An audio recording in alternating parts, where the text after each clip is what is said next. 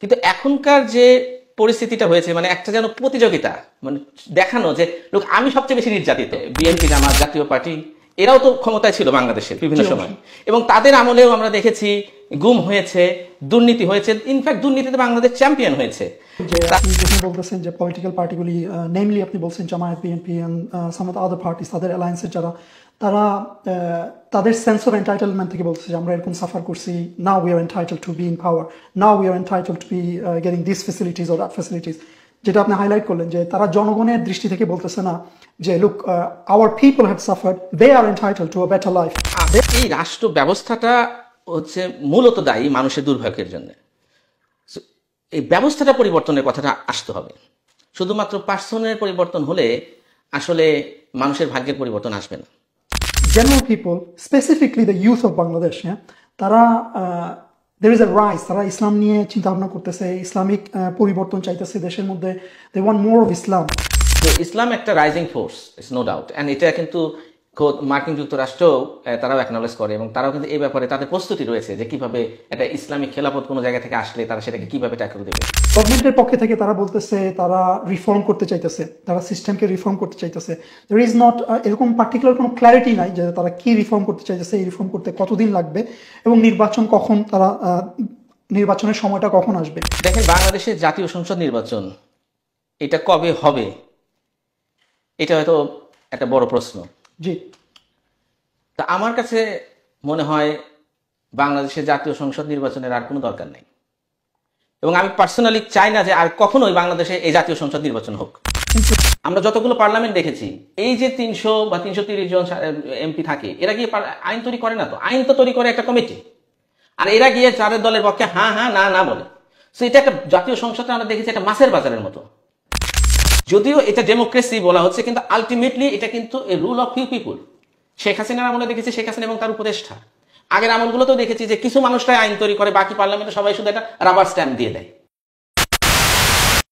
আউযু বিল্লাহি মিনাশ শাইতানির রাজিম, বিসমিল্লাহির রহমানির রহিম, বিসমিল্লাহ, আসসালাতু ওয়াসসালামু আলা রাসূলিল্লাহ। আসসালামু আলাইকুম ওয়া রাহমাতুল্লাহি ওয়া বারাকাতুহু। স্বাগতম জানাই আমাদের আজকের আপসীন বার্তায়। আপনারা জানেন আপসীন বার্তায় আমরা বিভিন্ন সমসাময়িক এবং বিষয়ভিত্তিক ব্যাপারগুলো নিয়ে আলাপ করে থাকি। তো আমাদের সাথে আজকে আছেন ব্যারিস্টার রেজাউল করিম, উনি অ্যাডভোকেট, বাংলাদেশ সুপ্রিম কোর্ট এবং একজন পলিটিক্যাল অ্যানালিস্ট। আপনাকে স্বাগত জানাই আমাদের আজকের পর্বে। ধন্যবাদ। আসসালামু আলাইকুম ওয়া রাহমাতুল্লাহ। ওয়ালাইকুম আসসালাম। কেমন আছেন আপনি? আলহামদুলিল্লাহ, আল্লাহ ভালো রেখেছেন। আপনার সময়ের জন্য আমরা অতি কৃতজ্ঞ। সো আমরা আজকে যে ব্যাপারগুলি নিয়ে আলোচনা করব সেগুলি ধরেন বাংলাদেশের যে কারেন্ট পলিটিক্যাল ক্লাইমেট আছে সেই ব্যাপারে। তো আমি যদি শুরু করতে চাই একটা পার্টিকুলার অ্যাঙ্গেল থেকে, আমরা দেখতে পেতেছি যে লাস্ট 16 ইয়ার্স যখন আওয়ামী লীগ বাংলাদেশের ক্ষমতায় ছিল, বাংলাদেশকে যখন তারা রুল করছে, এই সময়ে বিভিন্ন লাস্ট 5ই অগস্টের পর থেকে আমরা বিভিন্ন ধরনের ন্যারেটিভ শুনতে পাইছি। বিভিন্ন পলিটিক্যাল অ্যাক্টিভিস্ট, বিভিন্ন পলিটিক্যাল পার্টির মেম্বাররা বা তাদের বিভিন্ন ধরনের ওয়ার্কার্সরা তারা এসে বলতেছে তারা এই ধরনের সাফারিংয়ের সম্মুখীন হয়েছে। কেউ কেউ আয়নাঘরের কথা বলতেছে, কেউ কেউ তাদের বিভিন্ন ধরনের পার্সোনাল এক্সপিরিয়েন্স শেয়ার করতেছে। ইন ইউর কেস, আমি জানি যে আপনি বাংলাদেশের এই লাস্ট 15-16 ইয়ার্স যাবৎ, I mean longer than that even, but Awami লীগের পিরিয়ডটা যদি আমি স্পেসিফাই করতে চাই, এই সময় আপনি পলিটিক্যালি অ্যাক্টিভ ছিলেন এবং বিভিন্ন ব্যাপারে আপনি আপনার যে অ্যাক্টিভিজম এটা চালিয়ে গেছেন এবং সরকার বিরোধী অনেক ব্যাপারে আপনি আপনার মতবাদ প্রদর্শন করছেন, এবং এই ব্যাপারে আপনারও পার্সোনাল অনেক এক্সপিরিয়েন্স আছে। আপনিও তাদের বিভিন্ন যে ধরনের সাফারিংসগুলি এগুলি আপনিও ফেস করছেন। সো আমি যদি শুরু করতে চাই, আপনি যদি আপনার সেই এক্সপিরিয়েন্সটা আমাদের সাথে শেয়ার করেন, আপনার যে ফার্স্ট হ্যান্ড এক্সপিরিয়েন্স এটা যদি আমাদের সাথে শেয়ার করতে চান। ধন্যবাদ। একটা খুবই ভালো কোশ্চেন করেছেন যে এখন আমরা এই কথাটা খুব শুনতে পাই যে আমি অনেক নির্যাতনের শিকার হয়েছি, অনেক পলিটিক্যাল পার্টি এসে বলতেছে যে আমরা সবচেয়ে বেশি স্যাক্রিফাইস করেছি। তো 5ই আগস্টের পরে এখন এই রাজনৈতিক ব্যক্তিত্বরা বা রাজনৈতিক দলগুলো এসে এখন এটা খুব একটা জাহির করার চেষ্টা করছে যে তারা কতটা নির্যাতনের শিকার হয়েছে। নির্যাতনের শিকার তো হয়েছে, কেননা দুঃশাসন ছিল, অনেক ধরনের অত্যাচার হয়েছে, বিচার বহির্ভূত হত্যা হয়েছে, গুম হয়েছে, নানাভাবে নির্যাতন হয়েছে। কিন্তু এখনকার যে পরিস্থিতিটা হয়েছে, মানে একটা যেন প্রতিযোগিতা, মানে দেখানো যে লোক আমি সবচেয়ে বেশি নির্যাতিত, হ্যাঁ আমরা যে রাজনৈতিক দল হিসেবে বেশি নির্যাতিত, এই আইডিয়াটা আমার পছন্দ না। কারণ এইটাতে মানে এটার মধ্যে দিয়ে একটা এরকম একটা সাউন্ড পাওয়া যায় যে আমি বেশি ত্যাগ স্বীকার করেছি, সুতরাং এখন যখন ক্ষমতার পালাবদল হবে আমাকে এই ক্ষমতার ভাগটা বেশি দাও, একটা sense of entitlement. Exactly. So আর আরেকটা বিষয় হচ্ছে যেটা আপনার প্রশ্নের মধ্যে এসেছে, যে যখন নির্যাতনের কথা বলা হয়, দুঃশাসনের কথা বলা হয়, এটা অনেক সময় এই প্রচলিত যে রাজনৈতিক দলগুলো রয়েছে এরা শুধু 16 বছরের কথা বলে, অর্থাৎ এই আওয়ামী লীগের এই টার্মটার কথা বলে। কিন্তু আপনি যদি লক্ষ্য করেন দেখবেন যে এইটা কিন্তু আসলে একটা ধারাবাহিক প্রক্রিয়া। বাংলাদেশ সৃষ্টির পর থেকে গত 53 বছর, ইভেন বাই এক্সটেনশন পাকিস্তান আমলেও এই শোষণটা ছিল। মোট কথা আমরা যে উপনিবেশিক শাসন ব্যবস্থাটা আমাদের উপর চাপিয়ে দিয়েছিল ইংরেজরা, সেটারই কিন্তু একটা লিগ্যাসি আমরা বয়ে বেরিয়েছি। সুতরাং দুঃশাসন অল অ্যালং ছিল। এটা এখন যে সমস্ত রাজনৈতিক দল এসে বলছে যে ও এই এই দুঃশাসন হয়েছে, এই এই নির্যাতন হয়েছে, কিন্তু বাংলাদেশের হিস্ট্রিতে যদি দেখেন এই রাজনৈতিক দলগুলো প্রচলিত যেগুলো যারা গণতান্ত্রিক সেকুলার পলিটিক্সগুলো করে, এই রাজনৈতিক দলগুলো আমি যদি নাম ধরে বলি, বিএনপি, জামাত, জাতীয় পার্টি, এরাও তো ক্ষমতায় ছিল বাংলাদেশের বিভিন্ন সময়, এবং তাদের আমলেও আমরা দেখেছি গুম হয়েছে, দুর্নীতি হয়েছে, ইনফ্যাক্ট দুর্নীতিতে বাংলাদেশ চ্যাম্পিয়ন হয়েছে।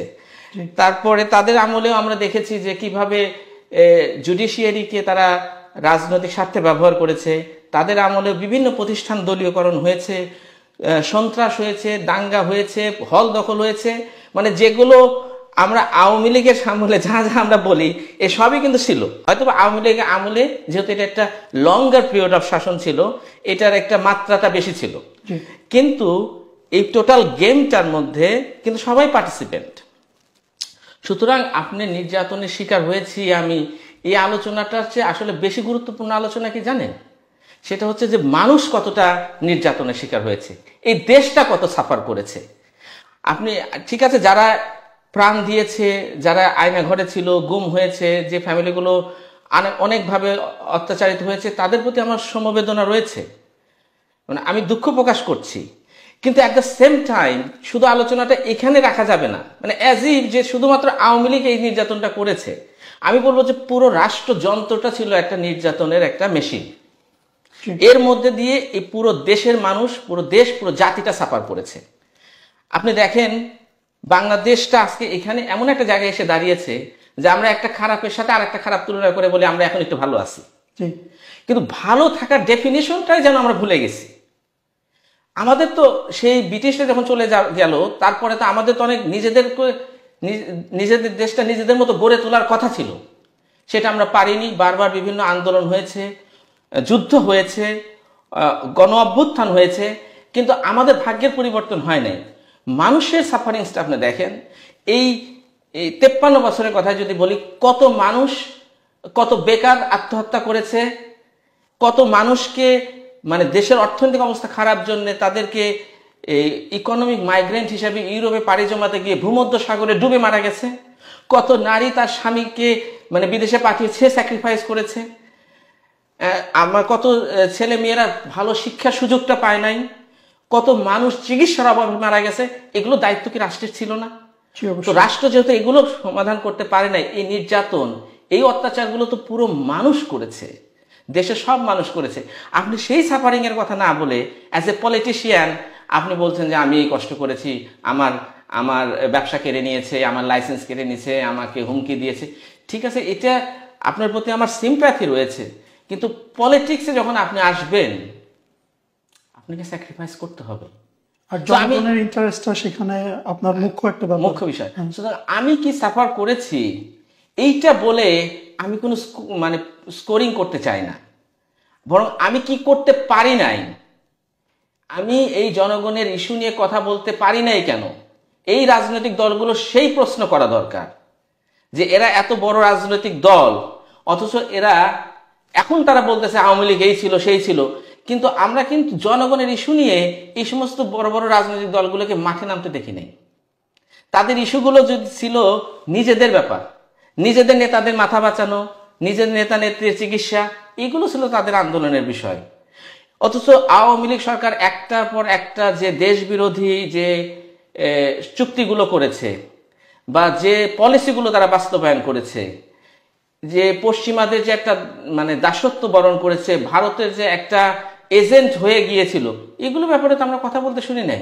কারণ এগুলো ব্যাপারে কথা বলার নৈতিক অধিকারও নাই তাদের। লক্ষ্য করে দেখবেন, বিকজ তারা যখন ক্ষমতায় ছিল তারা তো একই পলিসি দিয়ে শাসন করেছে, বা তারা ভেবেছিল তারাও ক্ষমতায় আসবে এবং এদেরকে এই জন্য তারা রাগাতে চায় নাই, কথা বলে নাই, প্যালেস্টাইন ইস্যু নিয়ে কথা বলে নাই, আরো বিভিন্ন ইস্যু নিয়ে কথা বলে নাই। আবার না ভারত রাগ করে বসে, আবার না আমেরিকা রাগ করে বসে। সুতরাং আপনি যে নির্যাতনের শিকার হয়েছেন এটা ঠিক হয় নাই, আপনার প্রতি অন্যায় হয়েছে, কিন্তু বৃহত্তর অন্যায় হয়েছে জনগণের সাথে, বৃহত্তর অন্যায় হয়েছে এই জাতিটার সাথে। সেগুলো নিয়ে বরং আলোচনা করা দরকার। তবেই না আমরা সেই অন্যায়টাকে কিভাবে বন্ধ করতে পারি, সেখান থেকে আমরা কিভাবে বের হয়ে আসতে পারি, সেই দিকে আমরা যেতে পারবো। আর আপনি যদি মনে করেন যে না আমি স্যাক্রিফাইস করেছি, হ্যাঁ তাহলে আমাকে এখন বেশি পাইতে হবে, আপনি দেখবেন বাংলাদেশের রাজনীতিতে এটা একটা সংস্কৃতি। ইভেন বলে কি যে এই লোকটা দলের একজন ত্যাগী নেতা, তো ওনাকে একটা নমিনেশন দেন, ওনাকে একটা পদ পদবি দেন। কেন? যে উনি এতদিন ত্যাগ করেছেন, এখন একটু ভোগ করবেন। তো রাজনীতি তো ভোগের জায়গা না, ত্যাগ স্বীকার করেই কিন্তু আপনাকে এইখানে আসতে হবে, মানুষের জন্য কাজ করতে হবে। সুতরাং going back to your question, যে আমি আসলে পার্সোনালি আমার দেখার সুযোগ হয়েছে যে কিভাবে একটা রাষ্ট্রযন্ত্র পুরোটা দলীয়করণ হয়ে যায় এই ব্যবস্থার মধ্যে, তো এবং সেটার ফলে মানুষ কি সাফার করে সেটা আমি দেখেছি। সুতরাং এই জায়গা থেকে আমরা যেন বের হয়ে আসতে পারি, এবং আমি বিশ্বাস করি এবং আমি আশা করি যে মানুষের মধ্যে এই বোধ উদয় হবে এবং তারা সেই পূর্ব অবস্থায় যেন আমরা আর ফিরে না যাই, সেটাই হবে আমাদের এখনকার আগামী দিনের একটা আমাদের প্রত্যাশা। You make a interesting point যে আপনি যেখানে বলতেছেন যে পলিটিক্যাল পার্টিগুলি, নেমলি আপনি বলছেন Jamaat, BNP and some of the other parties, তাদের অ্যালায়েন্সের যারা, তারা তাদের সেন্স অফ এন্টাইটেলমেন্ট থেকে বলতেছে যে আমরা এরকম সাফার করছি, now we are entitle to be in power, now we are entitle to be getting this facilities or that facilities.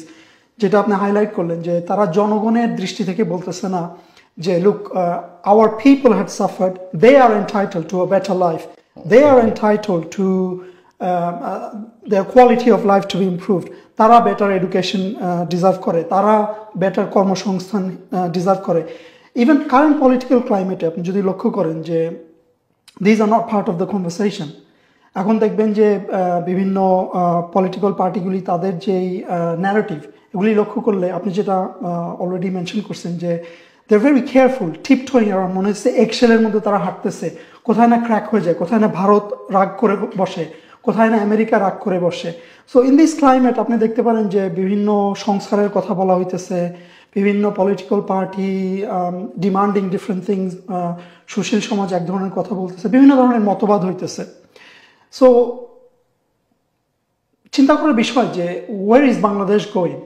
তো এই ব্যাপারে যদি আপনি কিছু বলতে চান, যে আপনি আপনার একজন পলিটিক্যাল অ্যানালিস্ট হিসেবে আপনি কি দেখতে চান যে বাংলাদেশ এই from this point of view, আপনি হিস্টোরিক যে লেগেসি এটার কথাও বলছেন যে ব্রিটিশ যাওয়ার পরে পাকিস্তান শাসনামলে বাংলাদেশের মানুষ নির্যাতিত হয়েছে, the legacy had carried on, স্বাধীনের পর থেকে শেখ মুজিবের টাইম থেকে আজকে পর্যন্ত মানুষের সেম লেগেসির মধ্যে চলতেছে।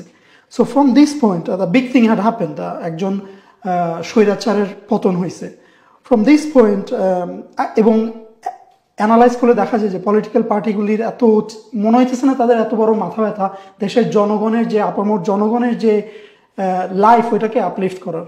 বা in your point of view আপনি কীরকম মনে করেন যে এখান থেকে বাংলাদেশ কোন দিকে যাইতে পারে, বা কোথায় যাওয়া উচিত, বা কোন ডাইরেকশনে তাদের যাওয়া উচিত? দেখেন, এই মানুষের যে দুর্ভোগ বা দেশ যে আমরা যে এতটা পিছিয়ে আছি, এর জন্য আমি দায়ী করব আসলে পুরো রাষ্ট্র ব্যবস্থাকে। তো সেই ব্যবস্থার একজন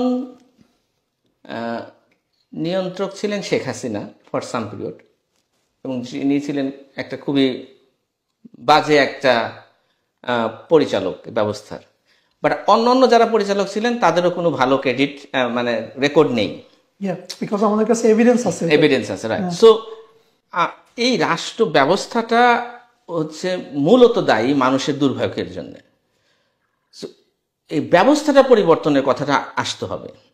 শুধুমাত্র পার্সনের পরিবর্তন হলে আসলে মানুষের ভাগ্যের পরিবর্তন আসবে না।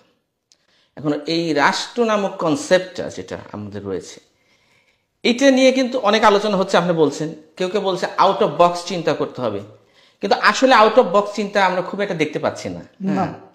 এরা কিন্তু ঘুরে ফিরে এই ফ্রেমওয়ার্কের মধ্যেই কথা বলছে। সো রাষ্ট্র জিনিসটা কেমন হতে পারে, এর কাছে মানুষ কি প্রত্যাশা করতে পারে, এই আলোচনাগুলো আরো ওয়াইডলি প্রেজেন্ট হওয়া দরকার। আপনি বাংলাদেশে যে রাজনীতি রয়েছে, এই রাজনীতির আসলে মূল দ্বন্দ্বটা হচ্ছে সেকুলার একটা ধারা, আর একটা হচ্ছে ইসলামের যে ধারা বা খেলাফতপন্থীদের রাজনীতি। সো একটা হচ্ছে সেকুলার গণতান্ত্রিক পন্থী, একটা খেলাফতপন্থী। এই সেকুলার গণতান্ত্রিক পন্থী যারা, এদের মধ্যে যে আর ফার্দার ডিভিশন, এই ডিভিশনটা মূলত ব্যক্তি স্বার্থ কেন্দ্রিক, কোনো আদর্শিক ডিভিশন নাই। কারণ ঘুরে ফিরে তারা কিন্তু একই সলিউশনের কথাই বলছে। একইভাবে যে IMF থেকে লোন নিব, ওয়ার্ল্ড ব্যাংক থেকে লোন নিব, ভারতের সাথে বন্ধুত্ব রাখবো, পরামর্শ মানে বন্ধুত্ব শুধু না, তাদের ডিকটেশন, মার্কিন যুক্তরাষ্ট্রের ডিকটেশন, তারা ঠিক করে দিচ্ছে যে আমাদের ফিসকাল পলিসি কি হবে, তারা ঠিক করে দিচ্ছে আমাদের মনিটারি পলিসি কি হবে, আমরা কোন সেক্টরে কতটা সাবসিডি দিব, আমরা ইম্পোর্টে কোনটাকে আমরা প্রণোদনা দেব, কোনটাতে দেব না। তো এই মেজর পলিসিগুলো যদি তারাই ঠিক করে দেয়, এবং ডেভেলপমেন্টের ক্ষেত্রে কোন কোন ক্ষেত্রে আমরা কি কি প্রজেক্ট হাতে নিব না, এগুলো কিন্তু এই দাতা সংস্থান যারা নিজেদেরকে দাবি করে তারাই কিন্তু আমাদেরকে ডিকটেট করে দিচ্ছে। তাহলে এইখানকার শাসকদের কাজটা কি হচ্ছে? তারা শুধুমাত্র তাদের একটা এজেন্ট। তো আমরা কিন্তু আমরা শাসন করতে পারি নাই, যদিও এটা পাকিস্তান চলে যাওয়ার পরে আমরা বাঙালি মানুষই বসেছে ক্ষমতায়, কিন্তু ইনফ্যাক্ট ক্ষমতাটা কিন্তু সেই আন্ডার দ্য নিও কলোনিয়ালিজমের মধ্যে দিয়ে সেই পশ্চিমা দেশগুলো থেকে নিয়ন্ত্রণ হয়েছে। সুতরাং এই যে রাষ্ট্র কাঠামোটা, এই যে সেকুলার গণতান্ত্রিক পলিটিক্স, যেটা আমাদেরকে এভাবে ফেইল করেছে ডিকেটের পর ডিকেট, দশকের পর দশক, তবু কিন্তু আমরা এটার মধ্যেই রয়ে গেছি, এখনো কেন এটা থেকে বের হয়ে আসতে পারছি না। কেন বলছি এই কথাটা? যে কারণ এখন যারা সংস্কারের কথা বলছে, এই সরকারের মধ্যে যারা ইভেন উপদেষ্টা বা উপদেষ্টা যারা সহকারী, যারা বিভিন্ন আইডিয়ার কথা থ্রো করছে, বলছে আমরা ইনক্লুসিভ পলিটিক্সের কথা তারা বলতেছে, তো তারা কিন্তু এই শুধু সেকুলার গণতান্ত্রিকদের যে ভাষ্য, তাদের যে কথাবার্তা, সেটাকেই তারা শুনতেছে। কিন্তু এখানে যে আরেকটা ধারা, যারা বাংলাদেশের মানে ইসলামপন্থীদের রিপ্রেজেন্ট করে, যারা খেলাফতের কথা বলে, তাদের বক্তব্যটা শুনছেই না। সো তাদেরকে আপনি এখনো তাদের উপরে নিষেধাজ্ঞা আপনি তুলে নিচ্ছেন না, তাদেরকে আপনি ওপেনলি কথা বলতে দিচ্ছেন না। তাদের রাষ্ট্রের ফ্রেমওয়ার্কটা কি, তারা কি ধরনের মানে তারা যে সংবিধানকে তারা প্রেজেন্ট করেছে, সেই সংবিধান নিয়ে কোনো আলোচনা, এটা যদি না হয়, তাহলে কিন্তু কোনো ইনক্লুসিভ সোসাইটি গড়ার যে প্রচেষ্টা, এটা কিন্তু আসলে শুধু কাগজে কলমে রয়ে যাচ্ছে, বা শুধু তাদের মুখের কথায় রয়ে যাচ্ছে। আপনি যদি ইনক্লুসিভ সোসাইটি করতে চান, তাহলে you need to take into account all this opinion, তারপর ইউ হ্যাভ টু মানে এটাকে আপনি টেবিলে থ্রো করতে হবে, সেটা নিয়ে আলোচনা হতে হবে। আপনি একটা সাইড বন্ধ করে দিচ্ছেন। সো এখানে যেটা হয়ে যাচ্ছে, এই যে জুলাই আগস্টের যে বিপ্লবটা, এই বিপ্লবটা কিন্তু তখন এটা কিন্তু খাটো হয়ে যাচ্ছে, এটা ন্যারো ডাউন হয়ে যাচ্ছে। বিকজ বিপ্লবটা যেন মনে হচ্ছে শুধুমাত্র হাসিনা পতনের বিপ্লব, কিন্তু এই বিপ্লবের সময় কিন্তু আমরা শুনেছিলাম নতুন বাংলাদেশ, আমরা শুনেছিলাম দ্বিতীয় স্বাধীনতা। তার মানে আমাদের কিন্তু সবকিছু একটা পুনর্গঠন করার কথা ছিল। কিন্তু এটা যদি আমরা সেই রকম ভাবে হয়ে যায়, যেভাবে ধরেন ওই ৭১-এর পরে বলা হয়েছিল যে আমরা ৭১-এর নেতৃত্ব দিয়েছি, সুতরাং আমরা আমাদের যেভাবে ইচ্ছা চালাবো। তো আজকে যদি সেই আলোচনা হয়, এবং সবাই এই জন্যই কিন্তু দাবি করার চেষ্টা করে যে এই আন্দোলনে আমাদের ভূমিকা বেশি, তার মানে আমরা যেভাবে ইচ্ছা চালাবো, this is not inclusive politics. Inclusive পলিটিক্সে আপনাকে পুরো বিষয়টা মাথায় নিতে হবে, জনগণের জন্য যেটা ভালো সেটা মাথায় নিতে হবে। এবং এই জানেন যেহেতু যে এক্সিস্টিং ব্যবস্থাটা আপনাকে ফেল করেছে, কারণ এই বড় যে স্বৈরাচারিণী, তার জন্ম তো এই সিস্টেমের মধ্যে। তো এই সিস্টেমটা যদি আপনি ইনটেক রাখেন তাহলে আরো স্বৈরাচারের মানে এখান থেকে সৃষ্টি হবে। এবং আপনি কিন্তু একটা মানে নির্বাচন দিয়ে পপুলার কেউ আসলেও কিন্তু এটা কাজ হবে না। কেননা বাংলাদেশে আপনার এই যেমন শেখ হাসিনার কথায় যখন এসেছিলেন তখন তো উনি অনেক পপুলার হয়ে এসেছিলেন, একটা নির্বাচনের মধ্যে দিয়ে এসেছিলেন। সুতরাং আবার যে আসবে সেও যে আবার স্বৈরাচার হয়ে উঠবে না এটা গ্যারান্টি দেওয়া যাচ্ছে না, বরং হয়ে ওঠার সম্ভাবনাটাই বেশি। কারণ আমরা সেটাই দেখে এসেছি যে এখানে ক্ষমতায় গিয়ে যেই ক্ষমতা যায় সেই তার মতো করে এখানে ক্ষমতাকে অপব্যবহার করে দলীয়করণ করার চেষ্টা করে। তো এটা আসলে সিস্টেমের দোষ।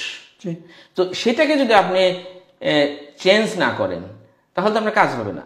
তো সুতরাং এখানে আপনার অল্টারনেটিভ রাষ্ট্র ব্যবস্থা যেটা খেলাফতপন্থীরা প্রেজেন্ট করছে সে আলোচনাটা আসা দরকার। কেননা দেখেন রাষ্ট্রের যে ধারণাটা আমাদের এটা এমন একটা অবস্থায় রয়েছে যে যারা সরকারে থাকে তারা হচ্ছে রাজা, তারা যেরকম ইচ্ছা তারা আইন বানাবে, যেরকম ইচ্ছা পলিসি তৈরি করবে, আর সাধারণ মানুষরা এরা হচ্ছে প্রজা, ওইটাকে মেনে নিবে। এবং এখানে শুধু দুটো ধারা দেখবেন আপনি, একটা হচ্ছে সরকারি আর একটা হচ্ছে আপনার বেসরকারি বা সাধারণ জনগণের ব্যক্তিগত। এই যে প্রচলিত ব্যবস্থাটা এর বাইরে কিন্তু ইসলামিক যে খেলাফত ব্যবস্থা এখানে আমরা তিনটা ধারার কথা বলছি। একটা হচ্ছে যে একটা থাকবে সরকারি, যেমন সম্পদগুলো, রাষ্ট্রের সম্পদটাকে তিনটা ভাগে ভাগ করা হয়েছে খেলাফত ব্যবস্থার মধ্যে। সরকারি সম্পদ, একটা তো ব্যক্তি মালিকানা সম্পদ, আর একটা থাকছে গণমালিকানাধীন সম্পদ। তো এই তৃতীয় ধারাটা কিন্তু মিসিং এই বর্তমান যে সেকুলার ক্যাপিটালিস্ট রাজনৈতিক ব্যবস্থার মধ্যে, রাষ্ট্র ব্যবস্থার মধ্যে এই তৃতীয় ধারাটা খুবই গুরুত্বপূর্ণ। কেন তৃতীয় ধারাটা আসলে যেগুলো গণমালিকানাধীন, এই আইডিয়াটা ইসলামের একটা খুবই যুগান্তকারী একটা idea. Can you give us maybe আমাদেরকে যদি এক্সাম্পলে বলতেন যে কোন ধরনের জিনিস গণমালিকানাধীন হইতে পারে? গণমালিকানাধীন হচ্ছে এমন সম্পদগুলো, যেমন ধরেন জলাভূমি, এগুলো এখন কি হয়, সরকার এগুলো লিজ দিয়ে দেয়। তখন কিছু ব্যক্তি মালিকানারা ওরা এটাকে লিজ নেয়, নেওয়ার পরে এটা আবার তারা আরো চড়া মূল্যে সাব লিজ দেয়। ফলে যে সাধারণ যে জেলে যে এখানে গিয়ে মাছ ধরে সে কিন্তু কষ্ট করতেছে, কিন্তু সে কিন্তু তার ভাগ্যের পরিবর্তন করতে পারছে না, বিকজ এই লিজের টাকা তাকে শোধ করতে হচ্ছে। মাঝখানে মধ্যস্বত্বভোগীরা এখানে অনেক টাকা মেক করতেছে। একইভাবে আপনার খনিজ সম্পদগুলো, আমাদের পাওয়ার সেক্টরগুলো, তো এই যে আমাদের পানি সাপ্লাই জায়গাগুলো, তো এগুলো থেকে তো প্রফিট করার কথা না, এগুলো গণমালিকানাধীন সম্পদ থাকবে। এগুলো মানুষের দোরগোড়ায় পৌঁছানো হবে। এখান থেকে মানুষকে পৌঁছানোর জন্য যতটুকু কস্ট, সেই কস্টটা হয়তো কালেক্ট করা যেতে পারে, কিন্তু এখান থেকে কোনো প্রফিট মেকিং হবে না। কিন্তু এখনকার ব্যবস্থার মধ্যে কি, যেগুলো কিছু রয়েছে সরকারি সংস্থা, যেগুলো আপনি দেখবেন মোস্টলি ফাংশন ঠিক মতো করে না, অনেক দুর্নীতি, অনেক মানে অনিয়ম। বিকজ যেটা সরকারি সেটা মানুষ মনে করছে যে মানে ওই যে সরকার কাম মাল দরিয়া মে ঢাল, যে এটা তো লুটে পুটে খাওয়ারই জিনিস। আর যেটা বেসরকারি যে জায়গাটা, যে মানুষ কষ্ট করে ছোট ছোট ব্যবসা প্রতিষ্ঠান করছে, সেই প্রতিষ্ঠানগুলোকে সাপোর্ট দেওয়ার জন্য যে ফ্রেমওয়ার্ক, যে কাঠামো, যে আপনার ইনফ্রাস্ট্রাকচার দরকার, সেই দায়িত্বটা কিন্তু সরকার নিচ্ছে না, ওটা ছেড়ে দিচ্ছে মার্কেটের উপরে। তাতে কি হচ্ছে, বড় বড় কর্পোরেটগুলো, ইভেন বিদেশি কোম্পানিগুলো, ভারতীয় কোম্পানিগুলো বাংলাদেশের বেসিক সেক্টরে গিয়ে, যেমন ধরেন মুরগি খাদ্যগুলো, মাছের খাদ্য, গরুর খাদ্য, এগুলো ব্যবসা বাংলাদেশের ভারতীয় প্রতিষ্ঠানগুলো করে। সুতরাং আমি গরুর মাংসের দাম তো বাড়বেই, মাছের দাম বাড়বেই, ডিমের দাম বাড়বেই। কারণ এইগুলোকে, এই কৃষককে, এই মানুষকে সাপোর্ট দেওয়ার জন্য যে ধরনের ইনফ্রাস্ট্রাকচার দরকার ছিল, রাষ্ট্র কিন্তু সে দায়িত্ব নেয় নাই। ওরা, আমি ক্ষমতায় গিয়েছি, ধরেন আমি একটা পলিটিক্যাল পার্টি, সেটা আওয়ামী লীগ হোক আর বিএনপি হোক, যে ক্ষমতায় গিয়েছে সে মনে করছে এখন তো আমি এই সরকারি প্রতিষ্ঠানগুলোর মালিক, এগুলো আমি লুটে পুটে খাবো, আর সাধারণ মানুষরা জায়গাটা আমি মার্কেটের উপর ছেড়ে দিলাম। তো এইখান থেকে যদি বের হয়ে আসতে হয়, এমন মানে যে রাষ্ট্র ব্যবস্থা অল্টারনেটিভ যেটার কথা বললাম, খেলাফত ব্যবস্থা, সেখানে আপনার রাষ্ট্রীয় একটা সম্পদ রয়েছে, মানে রাষ্ট্রীয় মালিকানাধীন, আর গণমালিকানাধীন সম্পদ রয়েছে। সেখান থেকে মানুষের যে এই যে বেসিক ইনফ্রাস্ট্রাকচার যেগুলো দরকার, সেগুলোকে সাপোর্ট দেওয়া হবে, আর ব্যক্তি মালিকানাধীন সম্পদও থাকবে। সুতরাং এটা জাস্ট আমি একটা এক্সাম্পল দিলাম যে রাষ্ট্র ব্যবস্থা যে কতটা ডিফারেন্ট হতে পারে। এটা হয়তো বা প্রচলিত ব্যবস্থার মধ্যে ঘুরপাক খেতে খেতে আমাদের অনেকের এই আইডিয়াটা নাই যে ইসলামিক খেলাফত ব্যবস্থাটা কেমন হতে পারে। কারণ খেলাফত ব্যবস্থা সম্পর্কে শুধুমাত্র মানে ধারণা করা হচ্ছে এটা খুবই বোধহয় একটা স্পিরিচুয়াল, খুবই মানে হ্যাঁ ব্যাকডেটেড মোল্লাদের মানে দ্বারা রান করা একটা হবে, একটা রাষ্ট্র ব্যবস্থা হবে। এবং আনফর্চুনেটলি আমাদের দেশের অনেকে মানে এই সেকুলার যে চিন্তা ভাবনা এটা থেকেও বের হয়ে আসতে পারছে না। এমনকি একে মনে করছে যে যে কিছু কাজ থাকে যেগুলো ধর্মীয় কাজ, যেমন নামাজ পড়া, রোজা রাখা, এগুলো। আর অন্য কাজগুলো যেমন ধরেন বাড়ি নির্মাণ করা, রাস্তা নির্মাণ করা, রাষ্ট্র পরিচালনা করা, এগুলো তো একটা নিউট্রাল কাজ, এগুলো তো ধর্মীয় কাজ না। তো হ্যাঁ, তো এগুলোর জন্য তো তাহলে কোনো ধর্মীয় মানে যেহেতু কাজ না এটা, তাহলে তো এটাই তো একটা সেকুলার ব্যবস্থা। সো এই যে মানে ইসলামটাকেও তারা ভালো করে বুঝতে পারছে না, বিকজ ইসলাম তো একটা পলিটিক্যাল একটা আইডিওলজি, একটা পূর্ণাঙ্গ জীবন ব্যবস্থা। তো এটা শুধু স্পিরিচুয়ালিটির সাথে মিক্স করার কারণে একটা মিসকনসেপশন তৈরি হচ্ছে। সো অথচ মানুষের মধ্যে, সাধারণ মানুষের মধ্যে কিন্তু ইসলামের প্রতি আবেগ রয়েছে, ইসলাম দিয়ে তারা জীবনযাপন করতে চায়, কিন্তু এই দিক নির্দেশনাটা সমাজের যারা নেতৃত্ব স্থানে রয়েছেন তারা দিতে পারছেন না। এই ব্যর্থতা কিন্তু তারা অন্ধভাবে ফলো করছে পশ্চিমাদের দেওয়া ডিকটেশন, পশ্চিমাদের প্রেসক্রিপশন বা পশ্চিমাদের লাইফস্টাইল, তাদের যে রাষ্ট্র ব্যবস্থা, তাদের যে জীবন ব্যবস্থা, সেটাকে তারা স্টাডি করতেছে, সেটাকেই তারা মানে এর বাইরে তারা দেখতে পাচ্ছে না। এটা হচ্ছে তাদের জন্য আমি বলবো এটা একটা অন্ধত্ব। ওকে, আপনার আলোচনা থেকে বোঝা যাচ্ছে যে আপনি বলতে চাইছেন বাংলাদেশের মানুষ যদি আপামর জনসাধারণের তাদের যদি দে ওয়ান্ট র্যাডিক্যাল চেঞ্জ তাদের লাইফের মধ্যে দেখতে চাইবে এবং তাদের চেঞ্জেস ফর গুড দেখতে চায়, তাইলে যে গণতান্ত্রিক যে সিস্টেম আছে বা সেকুলারিজমের যে সার্কেল আছে এর বাইরে চিন্তা করতে হবে, এর বাইরে কোনো আইডিয়া এক্সপ্লোর করতে হবে। স্পেসিফিকলি আপনি মেনশন করছেন ইসলামের কথা এবং ইভেন স্পেসিফাই করছেন যে কীভাবে Islamic system serves the general people better. So আমাদের আই থিঙ্ক বাংলাদেশের মানুষের যদি আমরা সেই চেঞ্জ দেখতে চাই তাহলে আমাদের এই ব্যাপারে আরও অ্যানালাইজ করা উচিত, এই ব্যাপারে আরও স্টাডি করা উচিত, আমাদের এই ব্যাপারগুলি আরও এক্সপ্লোর করা উচিত। উই সি দ্য ট্রেন্ড বাংলাদেশের মধ্যে এখন, তাই না, যে the general people, specifically the youth of Bangladesh, হ্যাঁ, তারা there is a rise, তারা ইসলাম নিয়ে চিন্তা ভাবনা করতেছে, ইসলামিক পরিবর্তন চাইতেছে দেশের মধ্যে, they want more of Islam। আপনি যদি লক্ষ্য করেন যে বিভিন্ন স্কুল কলেজের স্টুডেন্টরা আপনার যে সাদা কালো কালিমার যে পতাকা এটা নিয়ে বাইরে আসছে, তারা খিলাফতের অনেক মুভমেন্ট আছে, তারা খিলাফতের কথা বলতেছে। রিসেন্টলি আপনার 2 দিন আগেও বাংলাদেশে বড় একটা ওলামাদের একটা গ্যাদারিং হয়েছে বা ইসলামিক মাইন্ডেড যে মানুষ তাদের একটা গ্যাদারিং হয়েছে। সো আমি আগে যেটা বললাম যে দিস রাইজ ইজ মানে বেশি দেখা যেতেছে অ্যামাংস্ট দ্য ইউথ। সো অনেকে বলতেছে যে look, specially the conventional political parties, I don't need to name them, I think সবাই বুঝতে পারে যে কারা, they are saying that we have to be careful. এই সাদা কালো পতাকার মাধ্যমে বহির্বিশ্বের দেশগুলি, স্পেশালি ইন্ডিয়া এবং আমেরিকা বা দ্য ওয়েস্টার্ন নেশনস, তারা আমাদেরকে একটা র্যাডিক্যাল যে ইয়ে আছে মানে মৌলবাদী বলে আমাদেরকে সেইভাবে ট্রিট করতে পারে, আমাদের উপর স্যাংশন আসতে পারে, আমাদের উপর বিভিন্ন ধরনের চাপ আসতে পারে। সো তারা বলতেছে সেম থিং, লাইক টিপটো করে যাইতে, এইসব ব্যাপারে বেশি ইয়ে করতে না। They are saying that maybe some external powers ও সাম এক্সটার্নাল কেউ এই স্টুডেন্টদেরকে দিয়ে এগুলি করাইতেছে। বাট ইন জেনারেল আমি যেটা বললাম যে দেখা যাচ্ছে there is a rise amongst the general people and specifically the youth, তারা ইসলাম নিয়ে আরও চিন্তিত এবং they demand more Islam in their life. এই ব্যাপারে যদি আপনার অ্যানালিসিস থেকে আপনি আমাদেরকে কিছু বলতে চান। ওয়েল, আপনি ঠিক জিনিসটাই পয়েন্ট আউট করেছেন যে ইসলামের ব্যাপারে মানুষের মধ্যে সচেতনতা বেড়েছে।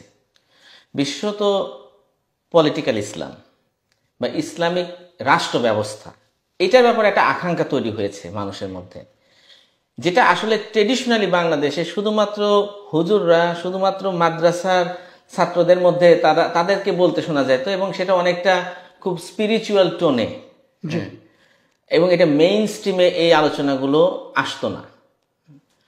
কিন্তু এখন আলহামদুলিল্লাহ, it's not only in Bangladesh, এটা কিন্তু সারা পৃথিবীর একটা ঘটনা। আপনি if you look at the world wide, সব জায়গাতেই, ইভেন ওয়েস্টার্ন কান্ট্রিগুলোতেও আপনি দেখা যাচ্ছে যে ইসলামের ব্যাপারে আলোচনা বেড়েছে।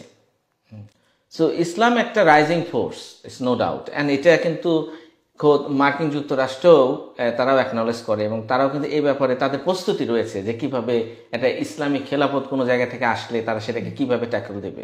সুতরাং আমরা মুসলিমরা খেলাফতের ব্যাপারে অনেকটা গাফেল রয়েছে অনেকে, কিন্তু ইসলামে যারা অন্য পক্ষ, শত্রুপক্ষ, তারা কিন্তু বরং প্রস্তুতি নিচ্ছে যে খেলাফত চলে আসলে তারা কিভাবে সেটাকে ট্যাকল করবে।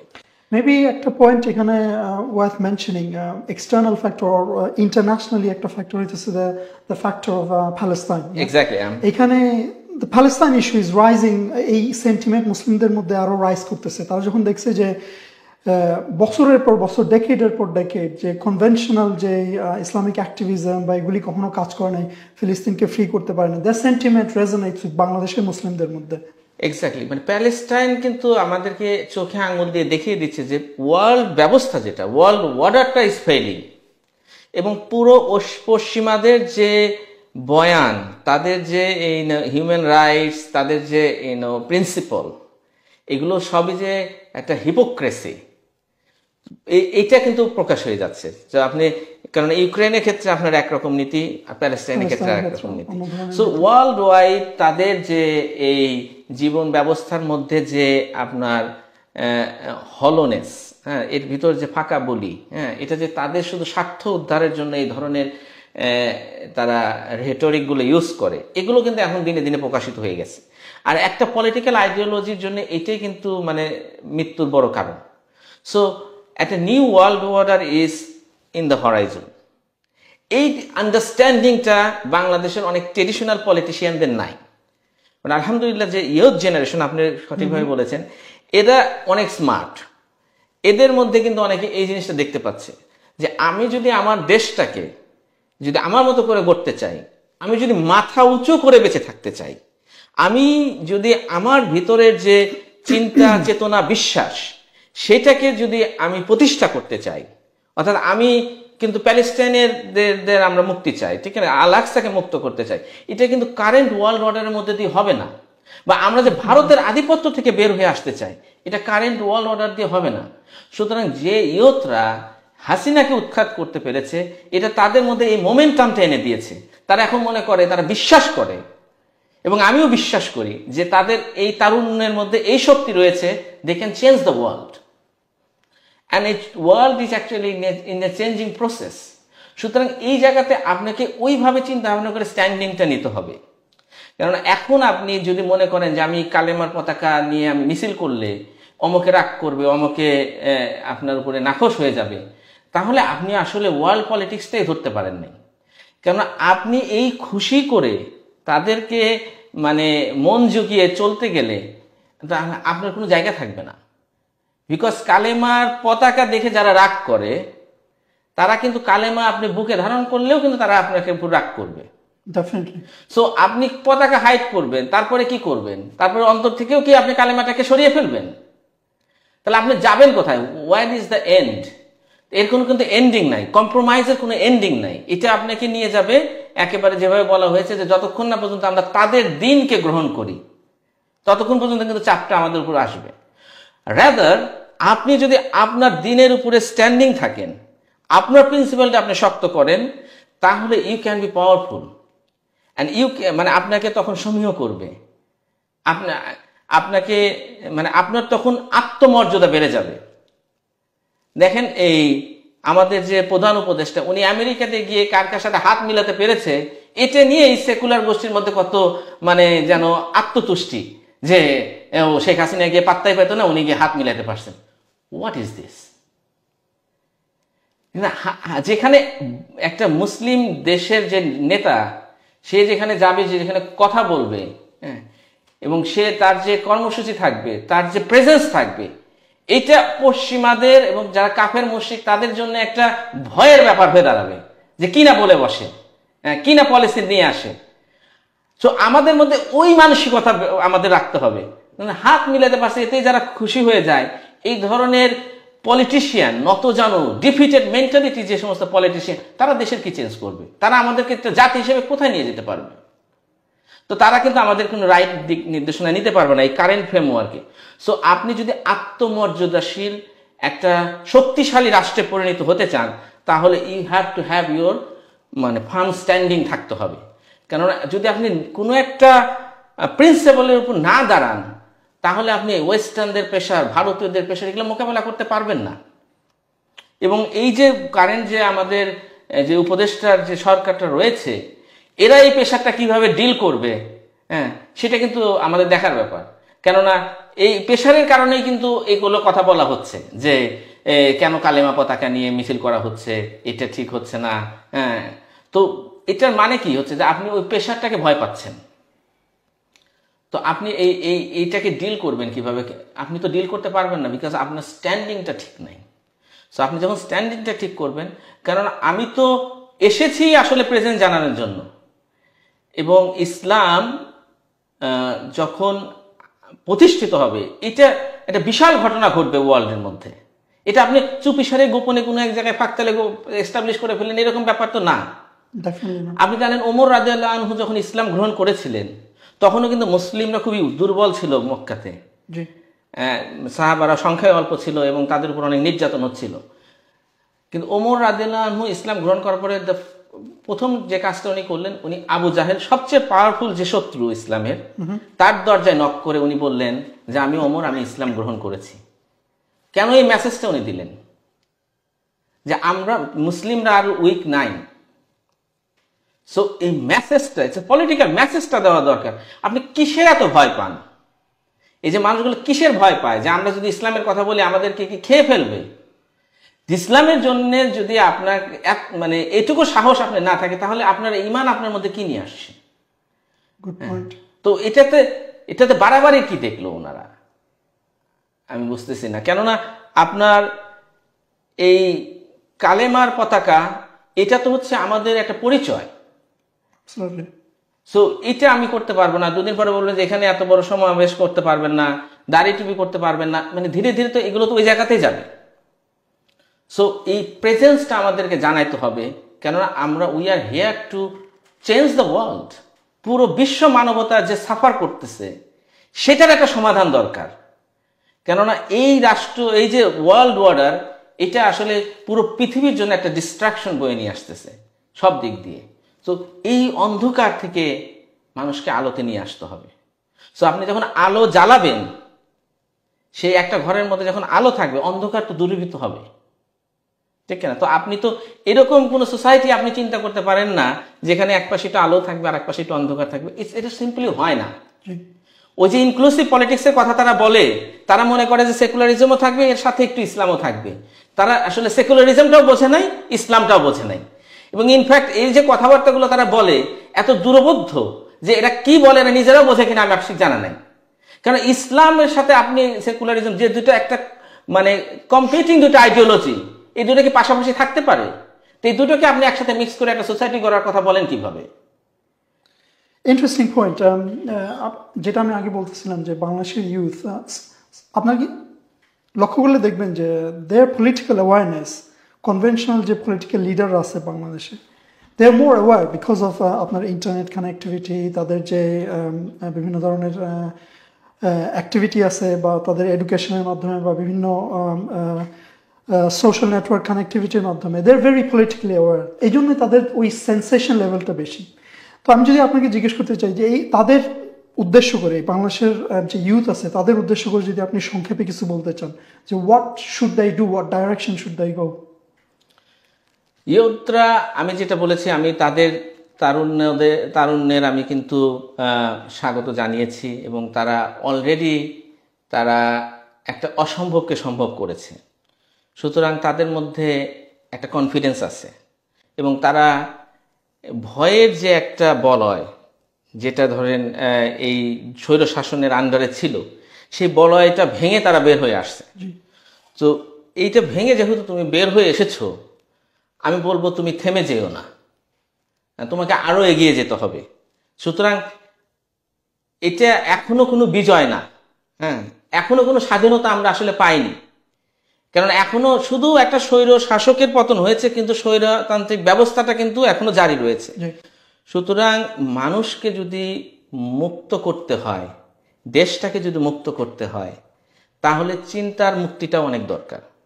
কোনো একটা বক্সের মধ্যে আবদ্ধ না থেকে এই যে সেকুলার যে ফ্রেমওয়ার্ক, যেটা আমরা দীর্ঘদিন দশকের পর দশক বয়ে বেড়াচ্ছে, প্রবীণরা সাধারণত ওইটার মধ্যে আটকে গেছে। আমি তরুণদের বলবো, তোমরা ওইটার মধ্যে আটকে থেকো না, তোমরা স্টাডি করো, দেখবে যে ইসলামের মধ্যে কত ডাইনামিক একটা সিস্টেম, ইসলামিক সিস্টেমটা, এটা মানে কিভাবে একটা রাষ্ট্রকে ট্রান্সফর্ম করতে পারে। তো রাসূল সাল্লাল্লাহু আলাইহি সাল্লাম কিভাবে মদিনাকে কিভাবে একটা শক্তিশালী রাষ্ট্রতে পরিণত করলো, এর জন্য কি ছিল এই আইডিওলজিক্যাল যে পাওয়ার। এইটা একটা রাষ্ট্রের, একটা জাতির সবচেয়ে বড় সম্পদ হচ্ছে তার এই থট, তার চিন্তা। এই সঠিক চিন্তাটা যদি আমরা ধারণ করতে পারি, তাহলে ম্যাটেরিয়াল সাপোর্টগুলো এমনি চলে আসবে। এই যে পশ্চিমারা আমাদের সাথে দহরম মহরম দেখায়, আমাদের সাথে ব্যবসা বাণিজ্য করে, এরা কি আমাদেরকে কোনো দয়া করে? এই যে গার্মেন্টস আমরা সস্তায় দিতে পারি জন্য তো তারা কেনে, আবার তারাই আমাদের ভয় দেখা যে গার্মেন্টস বন্ধ হয়ে যাবে যদি আমরা না করি।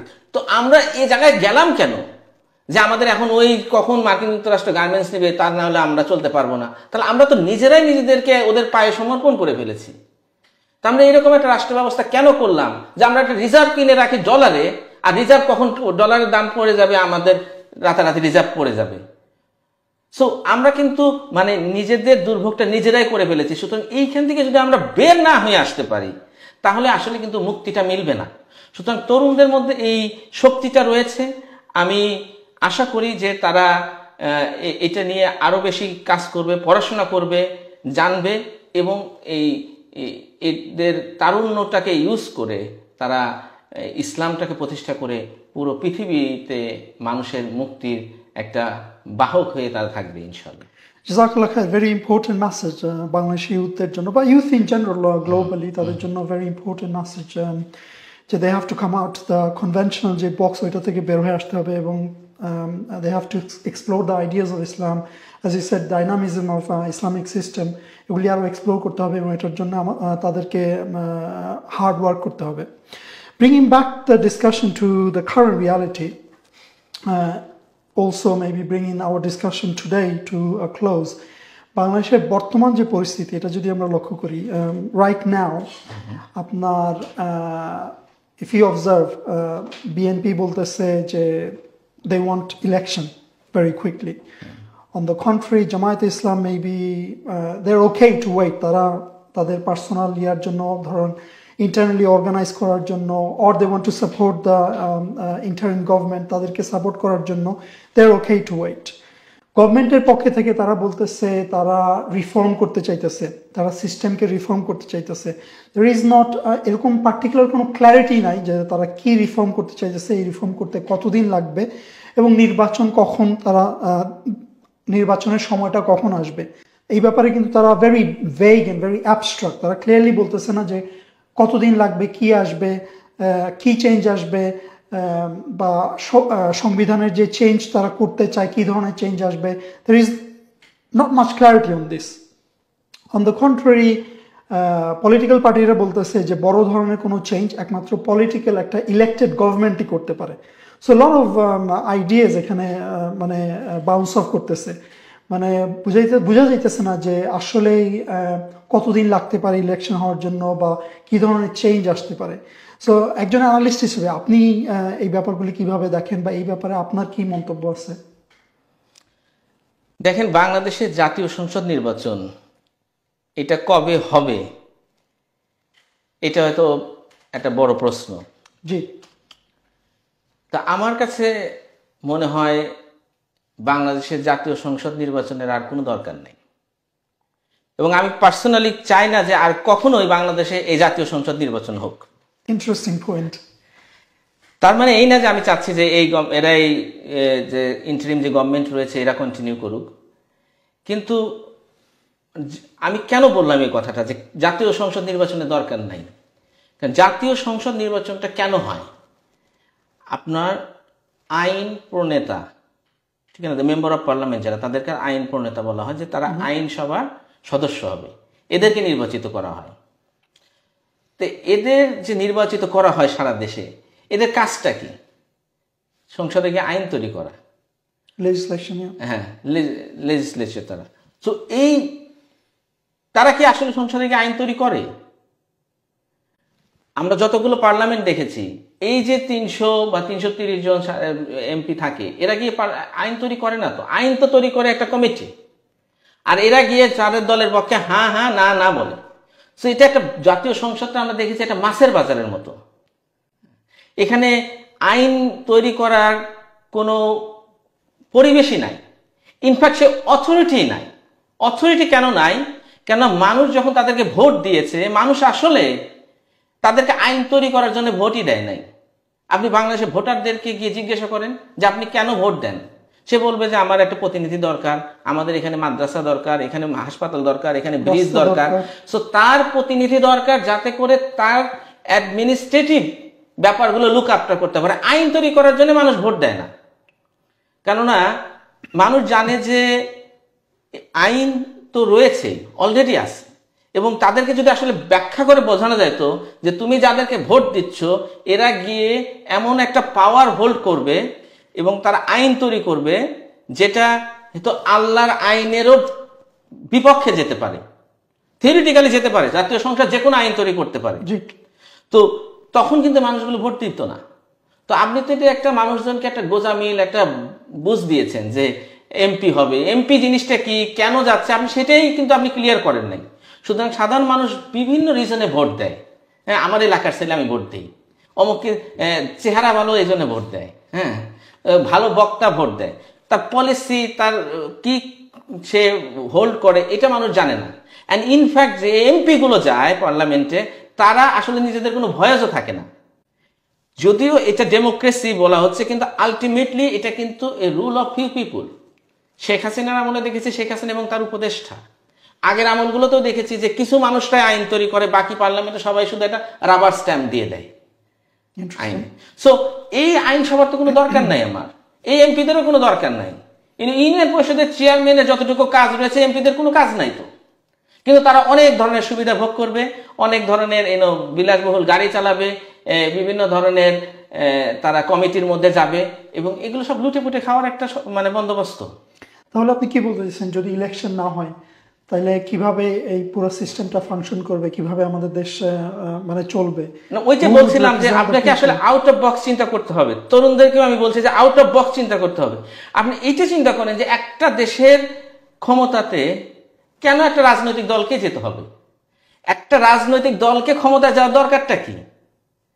সে রাজনৈতিক দলের উদ্দেশ্যটা কি? সে রাজনীতি করবে, মানুষের মানে অধিকারের ব্যাপারে কথা বলবে, এটা তো সে যে কোনো জায়গা থেকেই বলতে পারে।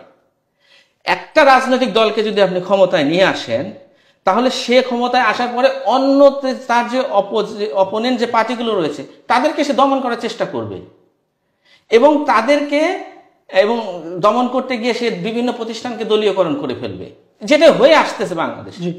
সুতরাং এখানে রাজনীতিটা তো খেলা না, মানে ওদের কাছে কিন্তু সেকুলার গণতান্ত্রিক যারা পলিটিক্স করে তাদের কাছে এটা একটা খেলার মতো, যে ঠিক আছে এই বল এতদিন ছিল আওয়ামী লীগের পায়ে, এখন ওইখান থেকে এখন বল তো ছুটে গেছে, হ্যাঁ, তাহলে এখন আমার পায়ে দাও। হ্যাঁ, মানে বিএনপি বলতেছে আমি এটা নিব, জামাত ইসলাম বলতেছে আমি নিব। হ্যাঁ, এবং তারা জানে যে যদি আমি আজকে ক্ষমতায় যাই তাহলে হয়তোবা আমি এগুলো ভোগ করতে পারবো। আর বিরোধী দলে যে থাকে সে ওয়েট করতে থাকে যে কখন সে একটা ভুল করবে, কারণ ভুল তো করবেই। আপনি বাংলাদেশের হিস্ট্রিতে দেখেন কোনো একটা পলিটিক্যাল পার্টি ফেয়ার ইলেকশন দিয়ে 2 বার ক্ষমতায় আসতে পারে নাই। ইন্টারেস্টিং। কেননা এই সিস্টেমটা তাদেরকে ফেল করবেই। সুতরাং তারা এই যে একটা রাজনৈতিক দলকে ক্ষমতায় নিয়ে যেতে হবে, এই কনসেপ্ট থেকে আমাদের বের হয়ে আসা দরকার। আপনি রাজনৈতিক দল, আপনি যদি মানুষের অধিকার নিয়ে কথা বলতে চান, সরকারের সমালোচনা করতে চান, আপনি করতে পারেন, আপনার প্ল্যাটফর্ম থেকে আপনি করতে পারেন। আপনাকে ক্ষমতায় যে এটা করতে হবে কেন? যারা ক্ষমতায় থাকবে তাকে হতে হবে একটা অভিভাবকের মতো, সে সবার জন্য সে দায়িত্বশীল। আপনি যদি একটা পলিটিক্যাল পার্টিকে নিয়ে আসেন, মানে খেলা চলতেছে কয়েকটা পার্টির মধ্যে, তখন সে তো মনে করবে যে এটার মধ্যে আমি যাব না, মানে এই অঞ্চল এখানে সব বিএনপির ভোটার, এখানে সব আওয়ামী লীগের ভোটার, এখানে সব জামাতের ভোটার, আপনি মনে করেন দায়িত্ব আপনি এড়িয়ে যাবেন। বা আপনি আপনার প্রতিষ্ঠানগুলোকে মনে করবেন যে এই ইউনিভার্সিটি হলগুলো আমার দলের যারা ছাত্র সংগঠন আছে তাদের দখলে যাওয়া দরকার। এটা তো ন্যাচারাল, যেটা হয়ে আসতেছে এটাই করতে চাইবে যদি আপনি এখানকার একটা নিরপেক্ষ মানে ইন দ্য সেন্স যে একটা অভিভাবক কাউকে নিয়ে আসতে হবে, হ্যাঁ, তাহলে আপনি সেখানে একটা স্থায়িত্ব পাবেন। সে সেটাকে সবার উপরে সে দায়িত্ব নেবে, সে শুধুমাত্র তার পার্টিকুলার একটা দলের কাউকে দেখবে না। সুতরাং যিনি রাষ্ট্রপ্রধান হবেন, ইসলামে যেটা খলিফা বলা হয়, উনি কোনো পার্টিকুলার পলিটিক্যাল পার্টি থেকে হবেন না। সুতরাং রাষ্ট্রের মধ্যে অনেক পলিটিক্যাল পার্টি থাকবে, তারা খলিফার সমালোচনা করবে, রাষ্ট্রের বিভিন্ন পলিসির সমালোচনা করতে পারবে, কিন্তু তাদেরকে যে ক্ষমতায় আসতে হবে এর তো কোনো মানে নাই।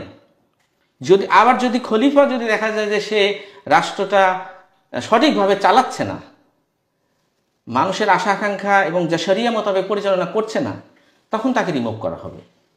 কিন্তু আমরা এই যে একটা ব্যবস্থার মধ্যে আমরা একটা রাজনৈতিক দলকে 5 বছরের জন্য আপনি একটা ইজারা দিয়ে দিলেন, এখন এই 5 বছর কিন্তু তারা লুটেপুটে খাবে। 5 বছর পরে তারা একটা নতুন বয়ান নিয়ে, নতুন আশা নিয়ে, একটা আশ্বাস নিয়ে আবার জনগণের সামনে আসবে, অথবা বিরোধী দলরা এরা একটা হাঙ্গামা দাঙ্গা বাজায় বলবে যে না এরা ফেল, আমাদেরকে এখন দাও। ইসনে বল নিয়ে কারাকারির মতো এই ক্ষমতা নিয়ে কারাকারি যদি চলতে থাকে, আপনি দীর্ঘমেয়াদী পরিকল্পনা করবেন কিভাবে, দীর্ঘমেয়াদী রাষ্ট্রকে আপনি অর্গানাইজ ভাবে গড়ে তুলবেন কিভাবে। সুতরাং এই ইলেকশন, এটার আমি টোটালি বিপক্ষে, কিন্তু আমি ইলেকশনের পক্ষে ওইটার যে প্রত্যেকটা অঞ্চল থেকে মানুষের প্রতিনিধি থাকবে, যাতে করে সরকারের কাছে, খলিফার কাছে গিয়ে মানুষের যে সুখ দুঃখ আছে, মানে কষ্ট আছে, সেগুলো নিয়ে তারা তুলে ধরতে পারে। আইন তৈরি করার দরকার নাই তো, কারণ আইন তো রয়েছে, শরিয়াতে আইনটা অলরেডি রয়ে গেছে, যেটা সাবস্টেন্টিভ মৌলিক আইন। আপনার আইন তৈরি করতে হবে কোনটা, ওই সেন্সে যে আপনি অ্যাডমিনিস্ট্রেটিভ বিভিন্ন প্রসিডিউরাল ল তৈরি করতে হবে। সাবস্টেন্টিভ ল মানুষ আসলে তৈরি করতে পারে না, মানুষের সেই অ্যাবিলিটি নাই। এবং যখনই মানুষ এটা করতে গেছে তখনই সেখানে আপনার তারা অনিষ্ট সৃষ্টি হয়েছে সেখানে। যেমন ধরেন এই যে আওয়ামী লীগ সরকার ছিল, তারা বিরোধী দলকে দমন করার জন্য বিভিন্ন কালো আইন তৈরি করেছে, সন্ত্রাস বিরোধী আইন, তারপরে ডিজিটাল নিরাপত্তা, এগুলো সবই আসলে তাকে প্রোটেক্ট করার জন্য। অ্যান্ড বিলিভ মি, যদি এই ব্যবস্থা কন্টিনিউ করে আগামীতে যারা ক্ষমতায় আসবে, তারা আবার ওইদেরকে দমন করার জন্য আবার একটা আইন তৈরি করবে। বিকজ এই জন্য আমি এই ধরনের আইন সভাকে আমি একদম বিরোধিতা করি, যে মানুষ কেন আইন তৈরি করতে হবে, আইন তো আছে না। আপনার দায়িত্ব হচ্ছে এই আইনকে প্রয়োগ করে আপনি কিভাবে অ্যাডমিনিস্ট্রেটিভ যে কাজ, আপনি সেই কাজটা করবেন। এর জন্য তো আপনার এই জাতীয় সংসদ বা আইন প্রণেতাকে নির্বাচিত করার দরকার নেই। জাযাকাল্লাহ খাইর, ভেরি ইন্টারেস্টিং আর র্যাডিক্যাল একটা ভিউ, যে আমাদের যে কারেন্ট সিস্টেম আছে, যেখানে নির্বাচনের মাধ্যমে বিভিন্ন পলিটিক্যাল পার্টি সংসদে যায় এবং 5 বছরের জন্য তারা যে লুটপাট করে, এবং আপনি যেটা বললেন যে এখানে আইন তৈরির কোনো অবকাশই নেই তাদের, যেখানে আইন আল্লাহর তরফ থেকে আসে, এবং যে ধরনের অ্যাডমিনিস্ট্রেটিভ যে আইনগুলি আছে বিভিন্ন দেশ চলার জন্য, সেগুলি বিভিন্ন অঞ্চলের প্রতিনিধিরা একজন খালিফার কাছে যে তাদের সেই আইডিয়া পেশ করতে পারে, এবং এইভাবে ওই আইনগুলি তৈরি হতে পারে। So it's very interesting. Obviously বাংলাদেশের মানুষ তারা এই আইডিয়াগুলিতে ইউজ টু না। So I think it's gives us a great opportunity আমাদের এই আইডিয়াগুলি এক্সপ্লোর করার, এই ব্যাপারগুলি আরও চিন্তা করার। এবং আমরা যদি বাংলাদেশের মানুষের জন্য র্যাডিক্যাল কোনো ভালো দিক চাই, ভালো পরিবর্তন চাই জনসাধারণের ভালোর জন্য, I think we need to come out of the box, এবং আমাদের এই বক্সের বাইরে আরও বেশি এক্সপ্লোর করতে হবে, বেশি চিন্তা করতে হবে, specially on the Islamic context, Islamic আইডিয়াগুলোর ব্যাপারে। জাযাকাল্লাহ খাইর ব্যারিস্টার রেজাউল করিম ভাই, আপনি আপনার যে থট প্রভোকিং, আই ওপেনিং যে ডিসকাশনের জন্য, আই হোপ আমাদের দর্শকরা এর থেকে বেনিফিটেড হবেন, এবং আপনার সময়ের জন্য আপনাকে আবারও ধন্যবাদ জানাই। এবং আমরা আকাঙ্ক্ষা করি যে ইন ফিউচার আপনি আমাদের সাথে আবার বসবেন এবং আপনার আইডিয়াগুলি শেয়ার করবেন।